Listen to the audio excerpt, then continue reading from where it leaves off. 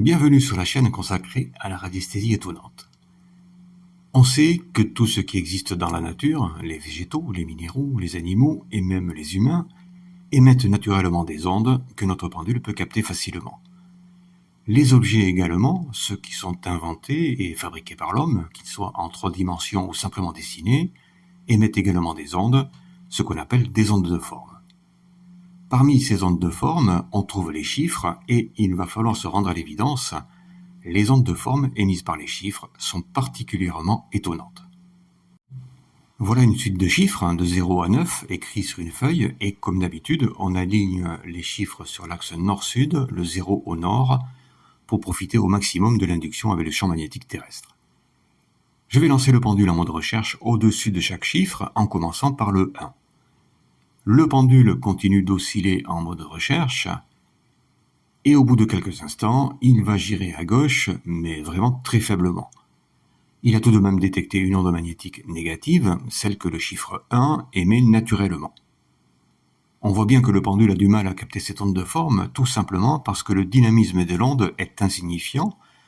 Alors comme d'habitude, en radiesthésie physique, on va céder d'autres ondes qui vont nous permettre d'amplifier les ondes en présence, et pour ça, on va utiliser le chiffre 545 qu'on a déjà vu pour se placer dans un environnement radioactif. On le place n'importe où sur la feuille de papier et on lance à nouveau le pendule en mode recherche au-dessus du chiffre 1. Cette fois, le pendule gira à gauche et on voit bien qu'il réagit beaucoup plus vite. Il a détecté l'onde magnétique négative que le chiffre 1 émet naturellement. Au-dessus du chiffre 2, le pendule gira à droite, il a détecté l'onde magnétique positive provenant du chiffre 2.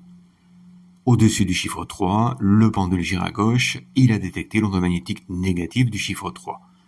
Et on pourrait continuer avec les autres chiffres, on trouverait que tous les chiffres impairs émettent une onde magnétique négative et tous les chiffres pairs une onde magnétique positive.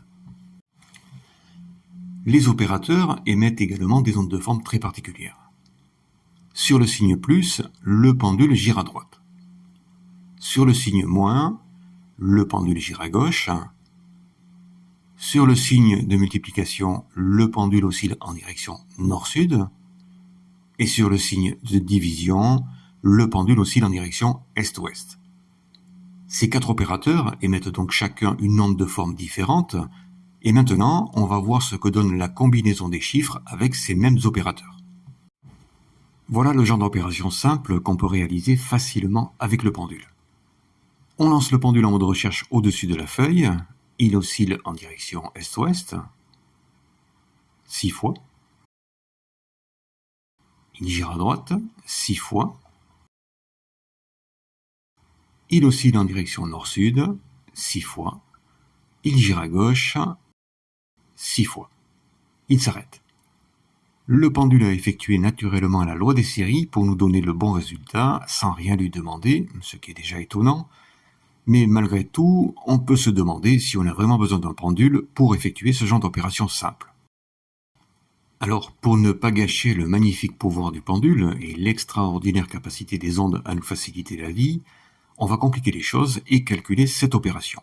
On lance le pendule en mode recherche au-dessus de la feuille. Il oscille en direction est-ouest. Il gira à droite. Il oscille en direction nord-sud. Il gira à gauche. Il s'arrête. Et cette fois, le pendule nous est d'un grand secours, et pour 2 raisons. Il trouve la solution beaucoup plus rapidement que nous, et il nous évite par la même occasion une bonne migraine. Vous pouvez vous amuser à ajouter autant de chiffres, de parenthèses et d'opérateurs que vous voulez, vous trouverez toujours la bonne solution, mais il y a quand même des limites à ce genre d'opération. Déjà, ça ne fonctionne que pour les entiers. Le chiffre 7 ne doit jamais être barré, et l'opération doit être affichée sur une même ligne et positionnée sur l'axe nord-sud.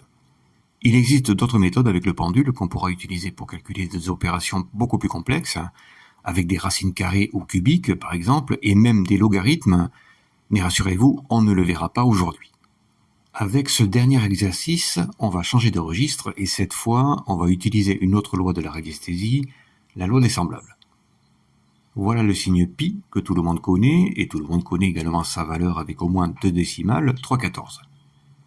Ici, on a des valeurs de pi avec 10 décimales, et bien sûr, une seule est valable, l'objectif étant pour notre pendule de découvrir laquelle.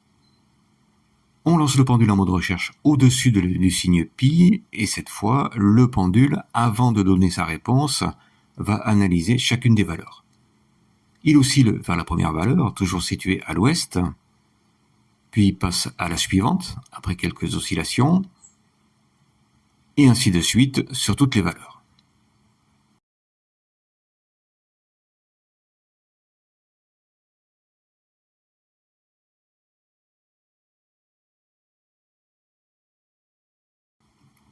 Avant de revenir à son point de départ, et de là, il va aller osciller directement sur la bonne valeur de pi.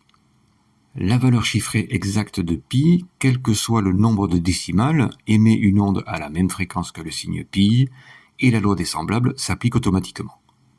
Et finalement, ce sont toujours les mêmes lois que l'on retrouve en radiesthésie et qu'on peut utiliser pour nous aider dans toutes nos recherches.